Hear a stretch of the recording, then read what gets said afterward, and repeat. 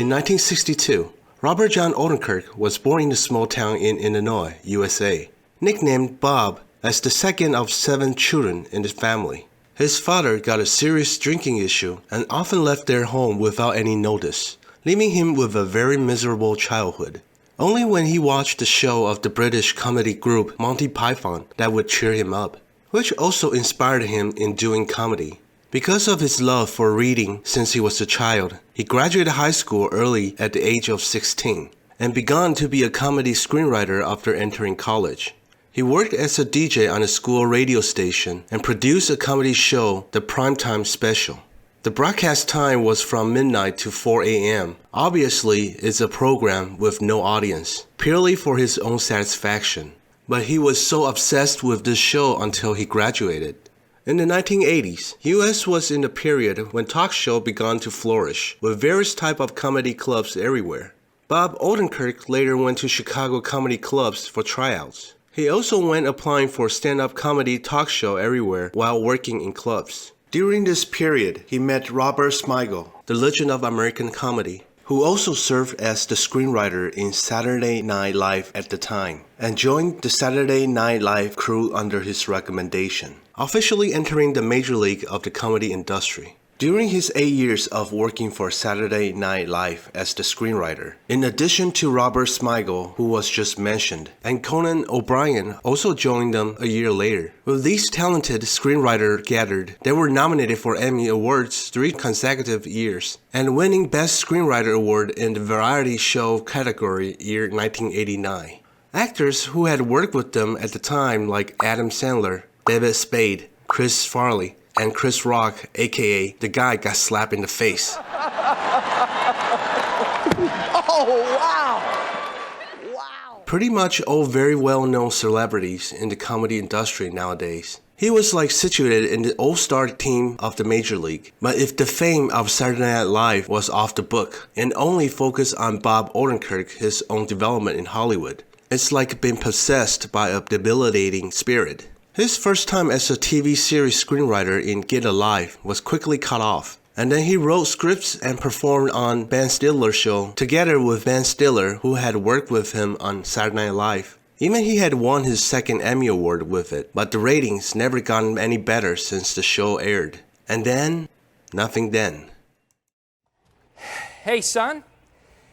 You know what? Next week you're going to come down to my office and watch me design things. I'm an architect. Okay. First of all, you're an architect? Oh, you're a pussy. S'mores! What? Listen, can we send this guy back? Send him back. This is our new son. I don't care. If you haven't noticed, this guy's a real asshole. Come on, Dad. I didn't ask to be born. Bob Odenkirk officially left Saturday Night Live in 1995 to partner with David Cross and produce his own comedy show, Mr.Show with Bob and David on HBO. This show actually received pretty good reviews during the 4 years of HBO broadcasting. He has been nominated 3 Emmy Awards again, but this hardcore comedy style was still a bit difficult for a common audience to understand, and most people didn't even notice about this show. HBO even transferred its 4th season broadcasting to unpopular time of Monday midnight, and it came to an end when the ratings did not improve. For the next decade, he still did not do anything smoothly like God of Wood is possessed. Either the script he wrote was not interested by the TV station, or the production got cancelled for strange reasons. Even when he wanted to change the runway to become an actor, he could only act as a minor or a nobody role that you have to look really hard for his existence. With all kinds of bad things happened one after another. Even his manager, who has worked with him so long, suddenly passed away, put the 2-time Emmy-winning screenwriter on the brink of bankruptcy. In fact, Bob Odenkirk is not without talent. The film Melvin Goes to Dinner, directed by him, is not only an award-winning film at the film festival, but also has a perfect 100% freshness index on the Rotten Tomatoes website. Another film, Let's Go to the Prison, directed by him, is also very funny, especially the part with the black bald guy and the baby duckling. I could not help but laugh my ass off every time I watched it. You like Lebanese cuts? Yeah. I like soft things. You know, like soft music. Maybe a soft little baby duck on Easter morning. But talent wasn't everything. He has to take on any job offers to survive, just to feed his stomach. At this time, AMC TV had a series called Breaking Bad reached out to him. And then I get a phone call. They're going to offer you a role on Breaking Bad. Breaking Bad, not a popular show or a big show at the time. Right. Don't say no, my agent says. And I was like, dude, I haven't said no in a year and a half, but maybe you didn't notice that. The response of this series wasn't high at the time, and the main actors were not well known. Even the first season was only filmed 7 episodes because screenwriters were on strike. The show was like basically unfortunate as he was. He was afraid that he would even put more pressure on the show after he joined in. He still managed to ask for his friend's advice. I called a friend, somebody I'd been writing with, and he goes, oh, that's the best show on TV. You got to do that. That's the best thing. If Brandon informs on this Heisenberg. The kid keeps spouting off about it. If I talk, they'll kill me, blah, blah, blah. Trust me, you folks have nothing to worry about, okay? I'm gonna set your nephew straight. All's right with the world. $10,000.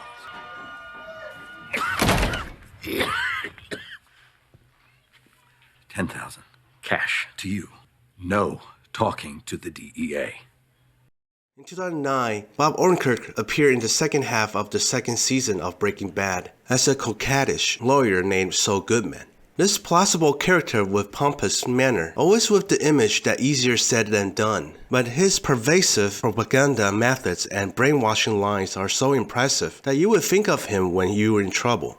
I had a good job until my boss accused me of stealing. I was out partying, minding my own business. I better call Saul. You are under arrest. I'd better call Saul. Saul Goodman and Associates is your one-stop shop for all your legal needs.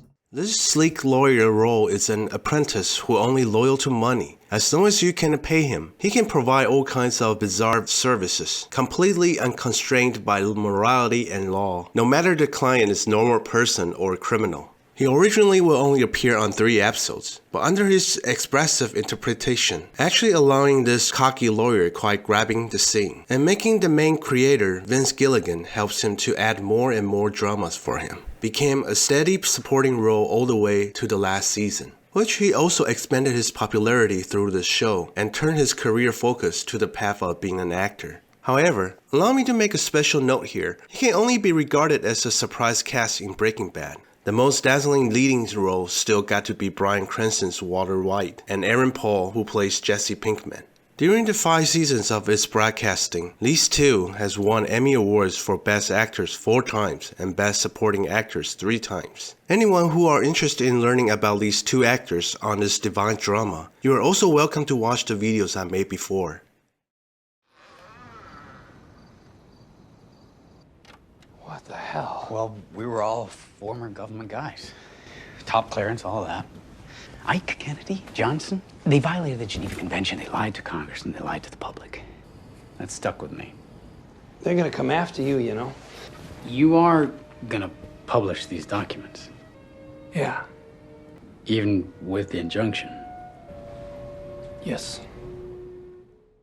After making a name for himself with Breaking Bad, Bob Odenkirk finally got more job opportunities to perform. His singing has gradually way increased compared to the past, even starting to play some key roles. He started to work with award-winning actors such as Tom Hanks and Charlize Theron, and do not think he's still the same old guy who doesn't say no to any job offers in the past. His vision for picking place is quite accurate. In 2014, he played the sheriff in the TV series Fargo, which received great reviews since the first season, and was nominated for 58 awards and won the Emmys and Golden Globe Award for Best Miniseries. Not only that, he also extended and reached out to the big screen. So far, he has appeared in films such as Nebraska, The Post, Little Woman, and they were all Oscar nominated for Best Pictures. Even the director who had cast him are world famous, like Steven Spielberg and Alexander Payne. Even through a different transformation, he finally got into public's eye by acting as an actor. But it was a breakthrough of his bottleneck trying to survive in the niche comedy market for the last 20 years.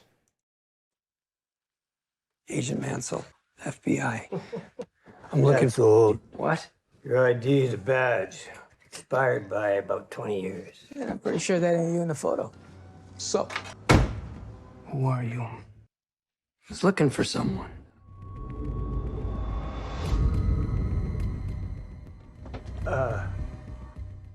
Thank you for your service. You too, old-timer. In 2021, due to the virus outbreak menace and no one dares to step into the cinema, a film named Nobody surprisingly created a box office of nearly $58 million with a budget of $16 million. At its first glance, some people may think that this is a comedy parody of John Wick, but in fact such speculation is not far from it, because it is indeed produced by John Wick production crew. The whole movie was like a copycat inside and out. Even the poster creativity and composition are directly copied. Although they both were from the same production team, Nobody still has its new ideas and style. Unlike John Wick was planning to retire from killing people as long as nobody messed around with his dog. But Bob Odenkirk's role, Hutch, was like, "Come beat me, you dickhead," who was trying to get into trouble and wanted to take the opportunity to vent his long suppressed middle-aged life. The only thing that didn't change is that the villains are all evil Russians. Obviously, that the villain's little brother was just plain naughty on the bus. He ended up burning his money, wiping out the whole gang, and the villain was trying to get his revenge, but ended up got crushed by this unexpected middle-aged uncle. Kinda confused who was the real villain in this film. Not to say this movie was released even before Russia attacked Ukraine. With a lot of action scenes in the film, Bob Odenkirk took 2 years of rigorous training in order to look more real, and as one of the producers, that he also strictly requiring all shots to be personally involved to reduce excessive editing and special effects. Compared with Keanu Reeves' sad temperament and elegant smooth movements, his fighting scenes might not be as good as John Wick, but with many years of rusty body and skills, and got a feeling of lacking strength because of his age, he's actually more into this nobody character. Plus, he can use a straw to perform tracheostomy, and using factory props to make a bunch of traps, almost just like John Wick plus Medical Dragon plus MacGyver. And it's very convincing with his bitter face, made this film very worthy to watch with a different perspective. Please, okay, no one has to know. We would never tell anyone. I already called your lawyer. You almost ruined someone's life. Please, don't tell anyone about the money. I can't take a bribe. We won't tell anyone. Can't take it. I can't take a bribe. You know what? I can't take a retainer. A retainer? As your lawyer? Breaking Bad came to an end in 2013, just when all audiences feeling a pity and afraid that such divine drama cannot be seen again. The spin-off drama Better Call Saul was launched by the original production team in 2015, once again aroused the enthusiasm of all Breaking Bad fans around the world. This time, the timeline comes to 6 years before Walter White showed up, describing how a small lawyer, Jimmy McGill, with a good nature, might gradually turn into a coquettish lawyer, Saul Goodman, who later worked for the drug cartel. So if you want to make more money and keep the money that you make, better call Saul. Actually, when the main character, Vince Gilligan, proposed the idea of making prequel, Bob Odenkirk did refuse to act, because he thought Breaking Bad was already at its prime. He did not want to be the man who ruined the legacy. So he came up with the excuse for wanting to accompany the family, who knew that he would be backstabbed by the child, saying that they didn't need his care, and persuaded him to take over the role. And that was how all fans would be able to watch this divine drama that is just as good as Breaking Bad. Yes, you heard it right. Although Breaking Bad is still considered as the greatest work in American TV series, but his Better Call Saul rating of 63 episodes in 6 seasons on Rotten Tomatoes website has an average freshness scoring of 98%, even higher than Breaking Bad's 96%. Moreover, the production team did not impatiently squander the legacy left by the previous work, but at their own pace, slowly telling this lawyer's life story, from the dispute between him and his brother to the prank he did to his girlfriend Kim. It might seem as a black humor drama at first glance, but after the later period that the plot gradually intersects with the timeline of Breaking Bad, you will feel that familiar and goosebumps chill of Breaking Bad again. I have to say, Bob Odenkirk's performance in the play really far exceeded my expectations. Because the complexity of this character, different names in 3 different stages, he perfectly interpreted this process of self-seeking, allowing the audience to feel the entanglement, contradiction, depression, and unwillingness, along with all the ups and downs in his life, with a journey in exploring human nature.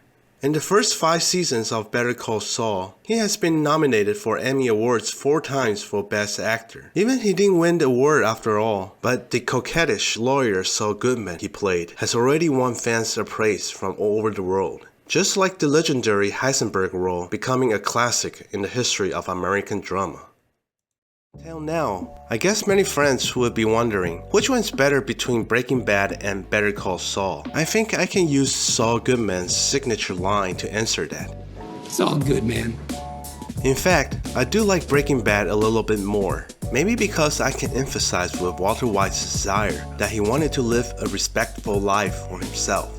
But these two are the kind of dramas that you'll be grateful just because you had watched them both. If you haven't watched them yet, there's no need to think which one is better. Because the plots are coherent, you can just watch them as the same drama series. It might be a little difficult to understand why these 2 dramas are so awesome at the beginning, especially when Walter White's family showed up. But seriously, just keep watching it. These 2 dramas will never let you down, and welcome to join the Breaking Bad universe. As a reminder, before the video's fun trivia starts, if you like this video, please give me a thumbs up or share it with your friends who like Better Call Saul. It will be a great encouragement to me. Thank you for your support. See you next time. I used to be jamming while you was cramming for exams. My scams, you buy all these flim-flams. Here's some yams. Mainstream milk toast, I'm serving breakfast, yo. I make it mild, take out the wild. Sell it to your child, cause that's my style. I'm the whiz. Yeah. All right. Perfect.